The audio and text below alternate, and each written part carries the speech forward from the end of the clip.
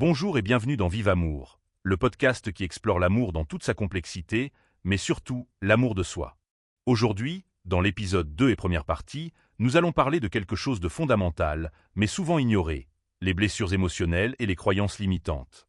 Ces éléments invisibles, profondément ancrés en nous, ont un impact réel sur notre manière d'aimer, de nous aimer et de construire des relations.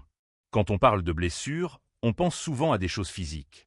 Mais les blessures émotionnelles sont bien plus silencieuses, et parfois bien plus douloureuses.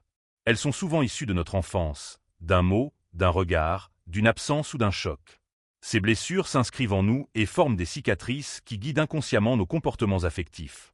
Il y a 5 grandes blessures émotionnelles reconnues: le rejet, l'abandon, l'humiliation, la trahison et l'injustice. Par exemple, une personne qui a vécu le rejet peut développer une peur profonde d'être exclue et devenir dépendante de la validation des autres. Une autre, marquée par l'abandon, cherchera désespérément à ne jamais être seule, même au prix de sa propre paix intérieure. Ces blessures ne disparaissent pas avec le temps. Elles s'enracinent et finissent par façonner notre perception de nous-mêmes. C'est là qu'entrent en jeu les croyances limitantes. Ces croyances sont des pensées répétitives qui finissent par devenir des vérités intérieures, souvent fausses, mais très puissantes. Je ne suis pas digne d'amour. Je finirai toujours seul. Je ne suis pas assez bien.